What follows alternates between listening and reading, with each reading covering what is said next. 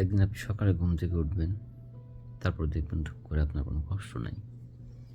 আপনি তখন চিন্তা করবেন যে আমি কেন এতদিন কাঁদলাম? বা কেন এতদিন আমার মন খারাপ ছিল?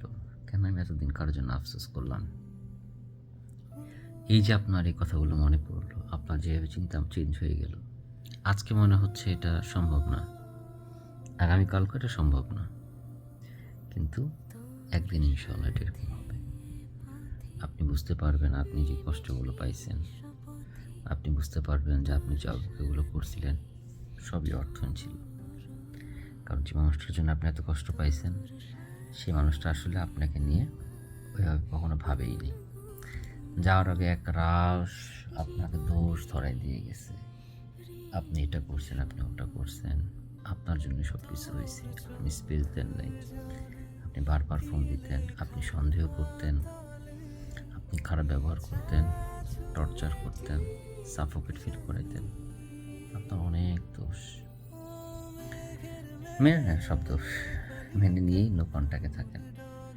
চুপ হয়ে যান, কোনো দরকার নেই কারোর সাথে ঝগড়া করার, কাউকে বোঝানোর কিচ্ছু দরকার নেই, শুধু চুপ হয়ে যান। আপনি আপনি ধরে নেন আপনিই অপরাধী, আপনি ধরে নেন আপনার উপরে কোনো পাপ কেউ করেই নেই।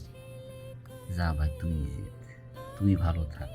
তুই যদি নিজে এটা বলে শান্তি থাকতে পারিস যে সব দোষ আমার, আমিই জ্বালাইছি, আমিই করছি, তুই ভালো থাক, সমস্যা নেই। আমি তো চেষ্টা করছি, আমি পারিনি, আমার কপালে ছিল না, আমি চেষ্টা করছি, আমি পারিনি।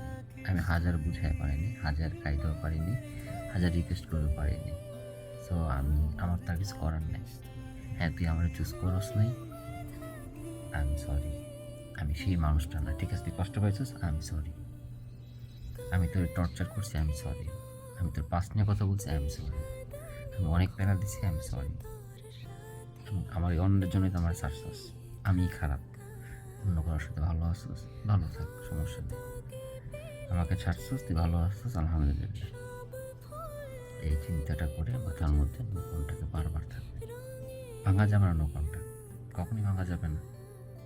ভালো থাকতে হলে, নিজে ভালোবাসতে হলে নোকনটা কিন্তু ভাঙা যাবে না, নোকনটা কি থাকতে হবে। আশা করি মনের শক্তি নেন, পড়াশোনা করেন, ক্যারিয়ার করেন, সব দিকে ফোকাস করেন, আশেপাশের মানুষকে ভালোবাসেন, পশু পাখির দিকে ভালোবাসেন। নিজের ভালোবাসাটা শুধু একজন মানুষ না, সবার দিকে ছড়ায় দেন। ভালো থাকবেন, অবশ্যই ভালো থাকবেন।